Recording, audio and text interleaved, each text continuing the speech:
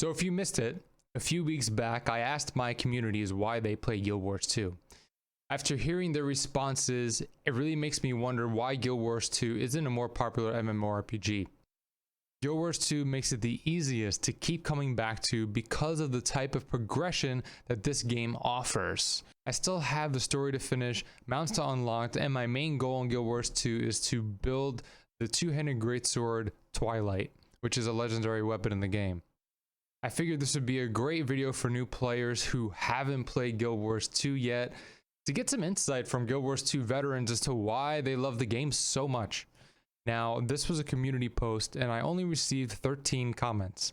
I'm assuming more people, well, hopefully more people will watch this video, and I would love to know the 5 reasons why you play Guild Wars 2. Do you keep coming back to it casually like me? Is it your main game? If not, what other games do you play? Let me know in the comments. Might get a shout out in a follow-up video that I create, who knows. I do stream over on twitch.tv/Gegan. I try to stream every Tuesday and Sunday nights at 8 p.m. Eastern Standard Time. Let's see here. First comment is by DudeMan18Z. So number 1, the visuals as an artist, I always find myself stopping just to look around and just how beautiful everything looks. It's very true. As an artist myself, I find the visuals, especially the Grove, really enchanting and really interesting, especially if you have a good computer and you're able to render those graphics very well. The music, it's been consistently good since the core game launched in 2012. I would argue keeps getting better with each expansion. I agree. I feel like other video games have just as good music, if not better, but Guild Wars 2 has, it kind of reminds me of like Lord of the Rings and Star Wars combined. It definitely has its own sense of charm and uniqueness. Next on their list is freedom of exploration. Always new things to find, and the jumping puzzles are one of my favorite parts of the game. Also, exploring the maps is one of the easiest ways to level up your character. So I completely agree with this. The other day I was trying to do one single map completion where you get all the hero points, the vistas, you do all the hearts, etc. You look at all the points of interest. So I was completely done, and there was a part of my map that was still undiscovered. So I went over there and I took a look, and apparently I found a jumping puzzle, which was like a eureka moment for me and a really interesting thing because it's like a hidden little area that you can go to, and at the end of it, at the end of the puzzle is a chest. Number 4, it's casually friendly, aka not grindy. I don't need to know life the game to make meaningful progress. Also, since they never raise the level cap or have a crazy gear treadmill, I'm not punished for taking a break every now and again. Played at launch, took a several year break, then was able to hop back in no problem. Completely agree with this. A lot of Guild Wars 2 fans like to come back to the game. They don't play it consistently or grind it. There definitely are those types of people, don't get me wrong, where like they only play Guild Wars 2. That's their only game. They play it every night, every weekend, whatever it is. But there are also a lot of people like me and Dude Man here, who, you know, like to take breaks from the game, come back, see what other games are out there, or maybe, you know, that's the beautiful thing about Guild Wars 2, and it's one of the main selling points. And I think it's one of the reasons why it's not on the top of the Twitch watch list, is because a lot of people follow the newest hype game. Like I said earlier, you know, the Elden Ring right now has 200,000 viewers like at all times because streamers are like playing it like crazy. Lost Ark was that last month. Valheim was that last year in 2021.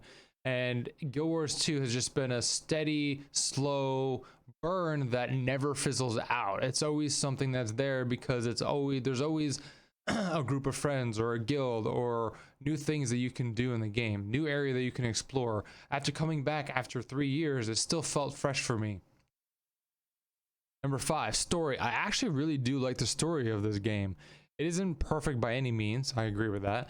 There's been a couple of rough patches here and there. Yeah, like I think the expansions are way more fleshed out story-wise. But I still really enjoy the direction it's heading. And for the most part, I feel the characters are pretty well written and with believable motivations.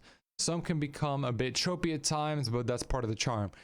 Completely agree there. Like I said, the characters are really fun. They're different characters overall, depending if you join the Priory versus the Vigil, versus the Order of Whispers. I've already done the Vigil. I'm working through the Priory right now. I haven't chose the Whispers yet. So next on the list, we got Ron Skindiri. Found an amazing guild. I enjoy the PvE system, versatile game modes, unique mastery system. Mounts actually serve a purpose. The guilds, the community are amazing. One of the best that I found in any MMORPG, very friendly. The mastery system gives you a lot to do after you hit level 80 and actually is one of the main points of the game, in my opinion. Mounts actually serve a purpose. The skimmer, you know, makes you go fast on the water, and if you unlock a mastery, you'll be able to swim underwater. Next on this list is Fluffy Food. Love the name. Amazing community, combat system. Still haven't found any other game that has satisfied me. Amazing community, yes, definitely. The combat is very unique. Games like Lost Ark, Black Desert Online, very action-oriented combat. Kind of reminds me of like an action RPG, action adventure game. But Guild Wars 2 is very unique with the combat skills that they have. The dodge mechanics, very incredible to me. I've never found anything like that. It took me a while to understand the different abilities on the ground. If you buy End of Dragons, which I recommended, even if you're a new player, they have great deals going on right now. Deals on Amazon Prime Gaming that you can get 50% experience boost right now. I'll leave a link to that in the description down below. Still haven't found any other game that can satisfy me. I mean, that's a little bit of a stretch. Like, it depends on your personal tastes, right? That sounds like it's their personal tastes. Horizontal progression and alt friendly. Definitely what I just said earlier. Definitely alt friendly. The horizontal progression. There's no gear treadmill. You don't need specific gear to be able to play certain certain content. If you just go out in the world, you'll find a bunch of people in the meta events. The Guild Wars 2 meta page on the wiki, I'll link to that in the description down below as well, gives you a timer to when and where these events happen. It'll link a point to you on the map where you can track these things, and they give really good rewards. All right, so how much you want to pay? Yes, amazing PvE maps and battlegrounds. I completely agree. That's true. It's not a pay-to-win system, which I love.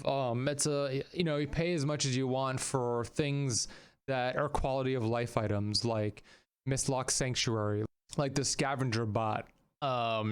You can transfer your gold that you make in game to gems that you can use to buy, you know, like outfits or skins or different mount skins. They're big into mount and weapon skins in this game. Trust me.